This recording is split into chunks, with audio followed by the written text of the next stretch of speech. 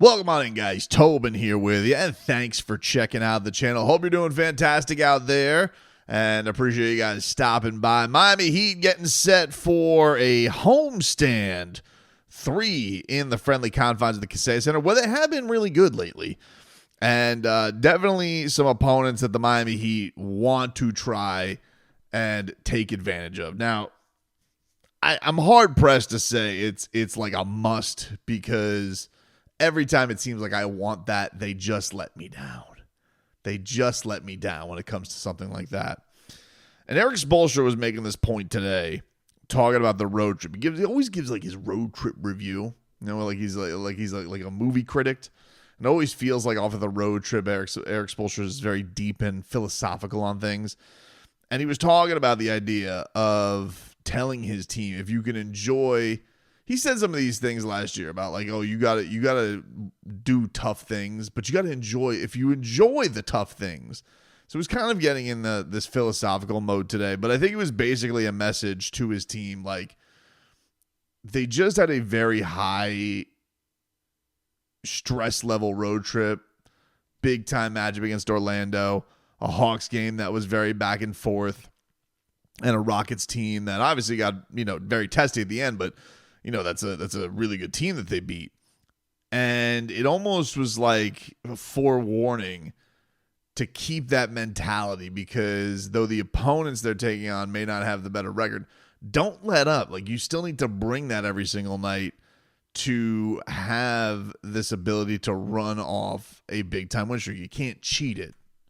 We're coming off of a trip where it didn't go perfect, but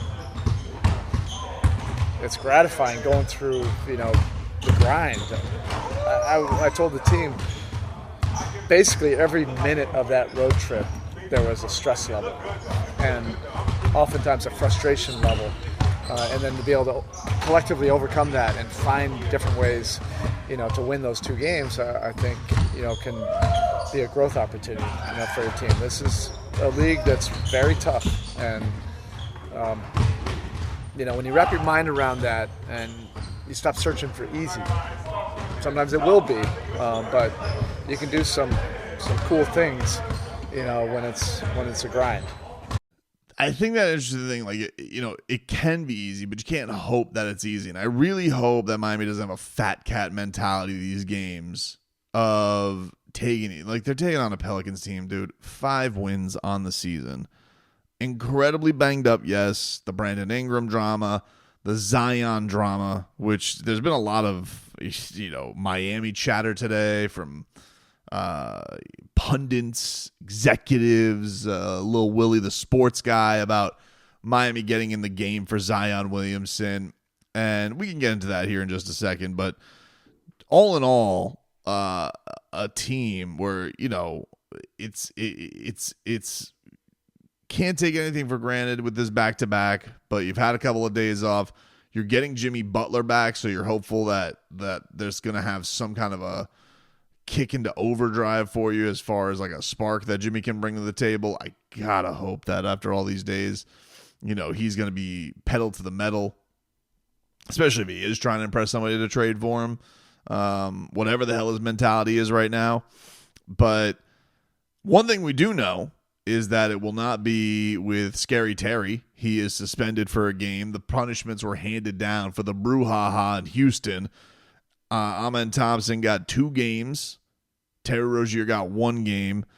Fines, I believe Ime Udoka got $50K. I believe Jalen Green got $35K. And boy wonder himself, Tyler Herro, got $25,000. And he spoke a little bit today about what went down. I guess he had some call with the league and didn't feel like he should have been even ejected. I feel like the most part he was ejected because they wanted to, get him the hell out of Dodge and not have it go any worse or anything like that.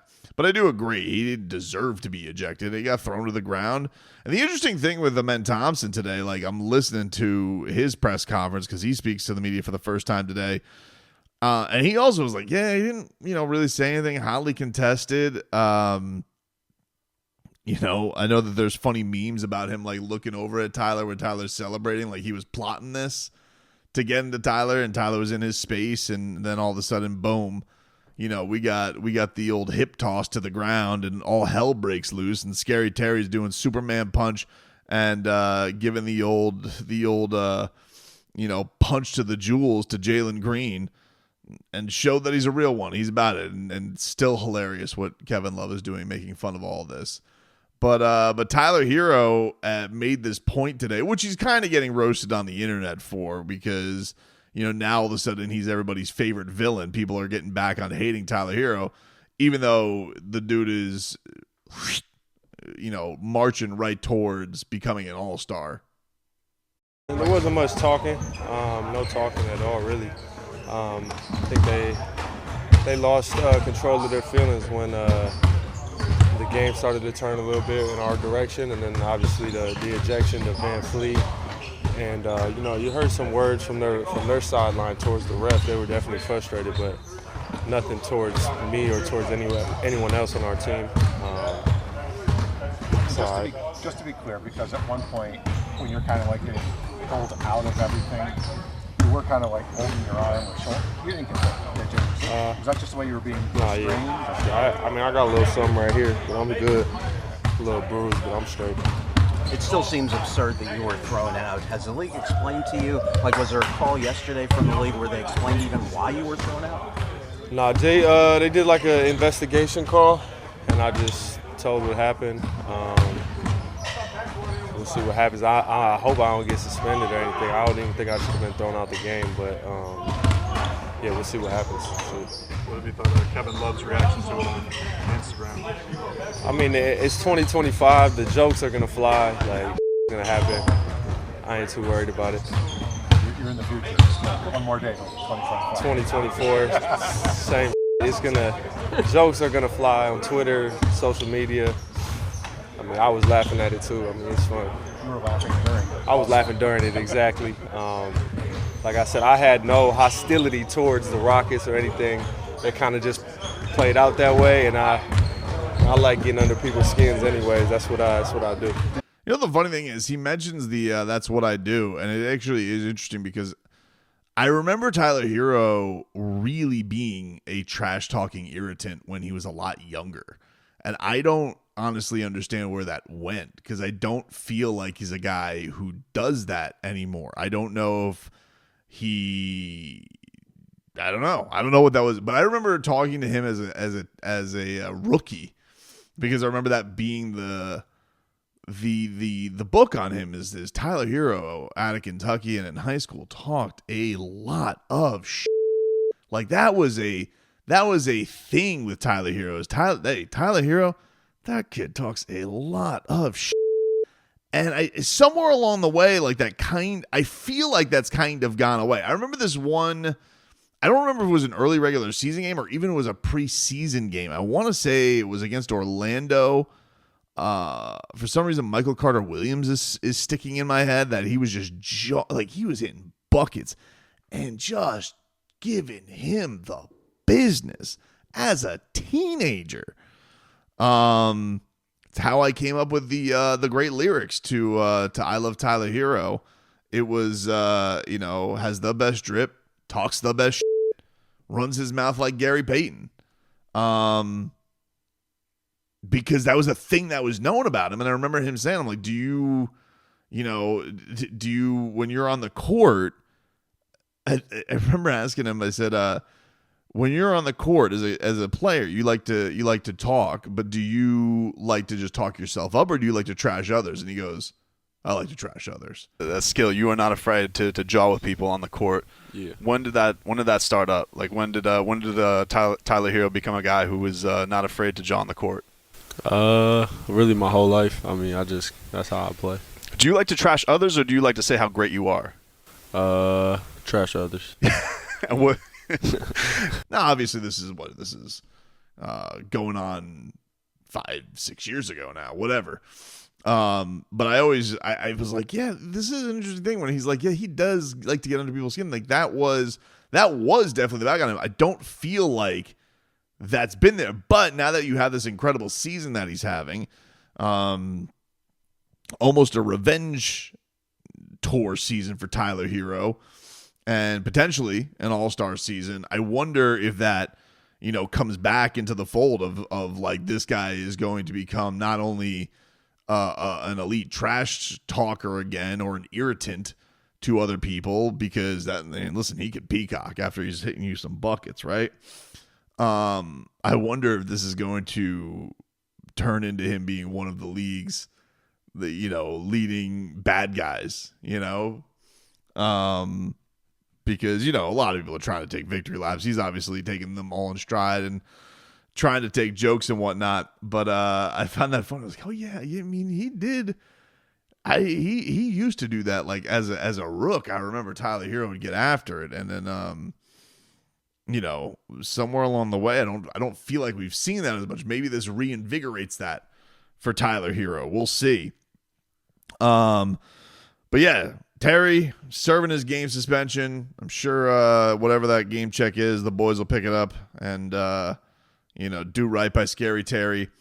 Jimmy Butler not on the injury report, so that's a great thing. Duncan he's questionable with a foot thing. Josh Richardson continues to deal with his thing as far as his heel is concerned. But for the most part, you're gonna have a pretty put together Heat squad for this upcoming game against the Pelicans, and then you'll get Terry back for the second night of a back-to-back and see if he can kind of get his shot going in motion.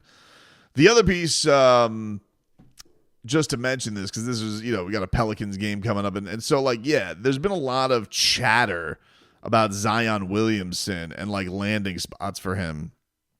NBA Central, put out some quote from an executive who was saying, that'd probably do something stupid for him. I know Bill Simmons and others were suggesting that, could this be part of the Jimmy solution, a three-way that gets Zion Williamson to the Heat? He is still very young 25 years old, and, was in Tyler Herro's draft class. That was the Zion Ja class. Remember Kendrick Nunn would win Rookie of the Month every single month that year, starting for the Miami Heat, and you never got a whiff of him being Rookie of the Year. But Zion, man, it's an interesting one because the Heat would be swinging on talent, but we know that they put a premium on durability, right? They've just basically had this whole Jimmy thing started over durability issues. You're talking about one of the least durable people in the league. On top of having conditioning and shape issues, on top of seeming having a pretty interesting social life, and then bringing all that to here in South Florida. Unbelievable prospect of a basketball player to bring in. It would be a very interesting swing for the Miami Heat. Then you also have to wonder about the fit with Bam, because you would bring in another undersized, power forward-ish, but kind of enjoys being like Jimmy, like a point guard. There are a lot of Jimmy things in there as far as style of play, right? Incredible elite guy who doesn't really use the 2-point shot, can get to the free throw line a ton, but is obviously younger, but not as durable. And also doesn't have that get it out of the mud like Jimmy Butler did. Jimmy Butler willed himself to be a superstar, and Zion Williamson kind of had everything coordinated and handed to him, and doesn't seem like he's been in the mode, and obviously has had just trouble staying healthy. The damn hamstring has been killing him, right? I would be surprised if the Heat went after him. I would be pretty surprised. Is he the best player that's been talked about and kicked around? If the Heat went down this road instead of a De'Aaron Fox, could you see it, and what could that be? Because then you're talking if the Heat really feel like they could get the most out of him and feel nah, man, we could soup this guy up and get him into Heat culture shape and not have the city of Miami distract. I just got a hard time believing it. I got a hard time wrapping my mind around the Heat going down that road with a guy like Zion. I don't really know anything about Zion's personal life as far as like a good dude or not a good dude. Seems like an okay guy. Obviously had a very interesting thing flare up on social media with his love life over the summer. Was it the summer or was it even last off season or whatever? And so like, you're coming down to like the unholy land for that down here. So, you got to wonder about that type of stuff. But, look, I was talking about some of the players they've kicked around. And then I also think I got to look more into this too, because I know Zion's got kind of a weird contract with non-guarantees in there as well. So I don't know what like the Heat are really at risk for if they do it. The idea that they're also trying to like kind of keep their flexibility available for 26. But it's interesting. I can't say that I would like be like completely against it. I mean, like you tell me you put Zion Williamson in a Heat uniform healthy with Bam and Tyler and you're able to keep Kalel, and if they actually go down that road and like you can keep like your young guys, and if you almost had Zion as like your point guard with Tyler, which is probably what he prefers to play anyway, on a court with like, Bam and Kalel, like that'd be a fun squad. You'd probably have to get one more shooter out there. Would they believe in Nico enough to do that?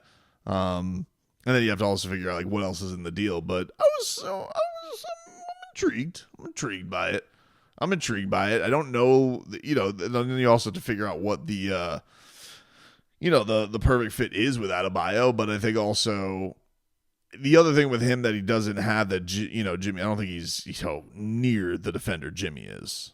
And that's, one of the interesting quirks with having Jimmy and Bam for these years is like, while neither is like your prototypical lights up the box score, you could definitely say with Zion, he's more of a natural offensive talent than Jimmy Butler is, but not the all-around player. And, that maybe you don't need to like lean into getting that offensive jump from Bam, which certainly is not gone off the ground so far this year. But it's an interesting one. I got to give it some more pondering with the Pels in town.